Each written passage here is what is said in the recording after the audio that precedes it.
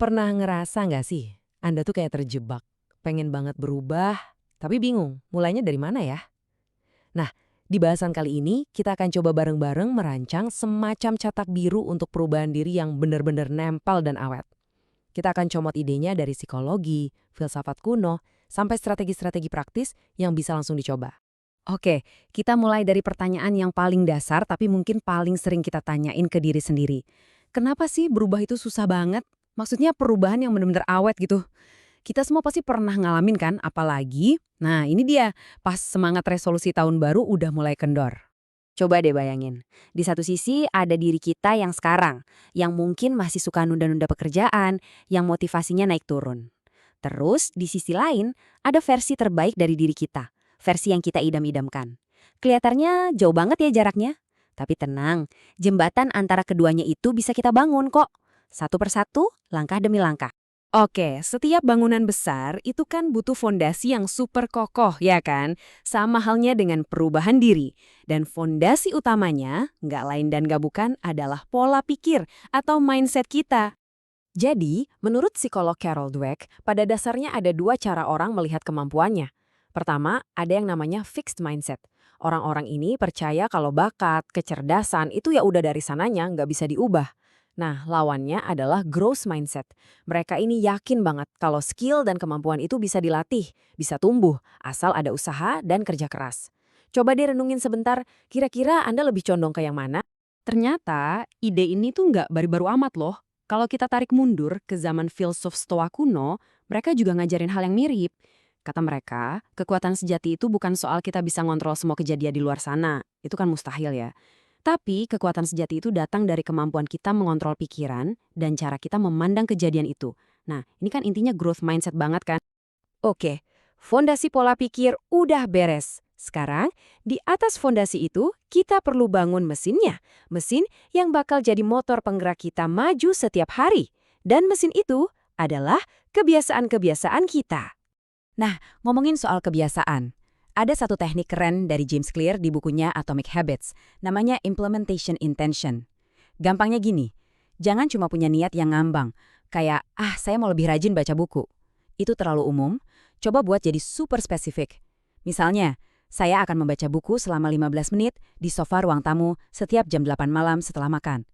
Rencana yang detail begini, itu ngasih sinyal yang jelas banget ke otak kita kapan harus mulai bertindak. Tapi kan kadang-kadang mau mulainya itu yang berat ya kan? Nah di sini ada aturan 2 menit yang bisa bantu. Intinya, perkecil kebiasaan baru Anda sampai jadi gampang banget. Sampai-sampai nggak ada alasan buat nolak. Mau baca buku, jangan langsung target satu bab. Coba dulu baca satu halaman aja. Karena baca satu halaman tiap hari itu jauh lebih baik daripada nggak baca sama sekali kan? Oke, ada lagi nih trik psikologis yang cerdas banget. Gimana caranya biar kebiasaan yang malesin itu jadi terasa lebih asyik? Nah, jawabannya ada di strategi yang namanya temptation bundling. Gampangnya, ini adalah seni menggabungkan sesuatu yang perlu Anda lakukan dengan sesuatu yang pengen banget Anda lakukan. Caranya simple banget tapi efeknya luar biasa. Jadi, Anda pasangin dua aktivitas. Misalnya Anda suka banget nonton serial, tapi harus ngerjain laporan yang ngebosenin. Coba bikin aturan buat diri sendiri. Oke, setelah aku selesai ngerjain laporan 30 menit, baru aku boleh nonton satu episode serial favoritku. Jadi si aktivitas favorit ini jadi semacam hadiah yang cuma bisa didapat setelah kita ngerjain tugas yang berat itu. Oke, jadi kita udah punya fondasi mindset dan mesin kebiasaan. Tapi, mesin sebagus apapun kalau nggak ada bahan bakarnya ya nggak bakal jalan kan? Nah, bahan bakar untuk perubahan jangka panjang ini adalah konsistensi. Ini nih yang sering jadi tantangan terbesarnya. Yang perlu diingat, konsisten itu bukan berarti sempurna, bukan berarti nggak boleh gagal sama sekali, bukan. Kunci konsistensi itu adalah punya sistem. Sistem yang ngebantu kita buat balik lagi ke jalur yang benar, terutama pas lagi nggak mood atau lagi males-malesnya. Motivasi itu datang dan pergi, tapi sistem yang baik itu akan selalu ada. Contohnya, ada yang namanya pra-komitmen. Ini kayak bikin hukuman buat diri sendiri. Misalnya nih, Anda bikin janji sama temen. Kalau besok gue bangun kesiangan lagi, gue traktir lo makan siang deh. Nah, taruhan kayak gini tuh ampuh banget. Kenapa? Karena otak manusia itu ternyata lebih takut kehilangan sesuatu, dalam hal ini kehilangan uang buat traktir, daripada seneng dapat sesuatu. Rasa takut rugi itu motivator yang kuat. Oke, cetak biru kita udah mulai lengkap nih. Ada fondasi, ada mesin, ada bahan bakarnya juga. Sekarang pertanyaannya, kita mau bangun apa? Tujuannya kemana? Nah, puncak dari semua perjalanan perubahan diri ini, menurut para psikolog, adalah mencapai yang namanya aktualisasi diri. Anda mungkin pernah dengar soal piramida kebutuhan Maslow. Nah, aktualisasi diri ini ada di puncaknya.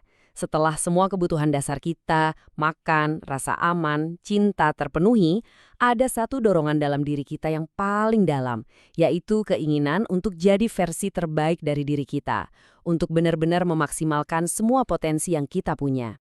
Tapi buat bisa mendaki ke puncak piramida itu, kita butuh banget yang namanya rasa percaya diri, self-esteem yang kuat. Nah, salah satu alat modern yang bisa kita pakai untuk ngebangun ini adalah lewat afirmasi audio.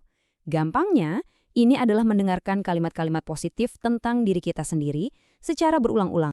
Terus gimana cara kerjanya? Kok bisa? Ini yang menarik. Afirmasi audio ini, apalagi kalau didengerin pas kita lagi rileks, misalnya sesaat sebelum tidur, itu seolah-olah bisa nyelip masuk langsung ke pikiran bawah sadar kita. Dia ngelewatin penjaga pikiran sadar kita yang biasanya suka kritis dan bilang, ah, masa sih? Nah, dengan diulang terus-menerus, pesan-pesan positif ini bisa pelan-pelan menulis ulang keyakinan inti kita tentang diri kita sendiri. Wah, kayaknya banyak banget ya yang udah kita bahas, mulai dari mindset, kebiasaan, sampai aktualisasi diri. Mungkin kedengarannya ribet, makanya sekarang yuk kita tarik semua ini jadi satu langkah pertama yang super simple dan bisa Anda lakukan hari ini juga. Ingat, kuncinya itu bukan mengubah semua hal dalam hidup Anda dalam satu malam. Lupakan itu. Fokus aja ke satu hal kecil yang oleh para ahli disebut keystone habit atau kebiasaan kunci. Kebiasaan kunci ini kayak efek domino. Contoh paling gampangnya adalah olahraga. Coba deh perhatiin, orang yang mulai rutin olahraga, biasanya secara otomatis jadi pengen makan lebih sehat. Tidurnya juga jadi lebih berkualitas, energi buat kerja jadi nambah. Satu kebiasaan baik ini secara alami narik kebiasaan-kebiasaan baik lainnya. Keren kan? Satu perubahan kecil tapi efeknya berantai. Jadi, untuk sekarang, lupakan dulu semua target besar yang mungkin bikin Anda pusing. Cukup fokus ke satu pertanyaan ini aja. Pertanyaan yang saya ingin Anda bawa setelah ini adalah, apa satu saja kebiasaan kunci super kecil yang akan Anda mulai hari ini yang bisa jadi pemicu perubahan besar dalam hidup Anda ke depannya?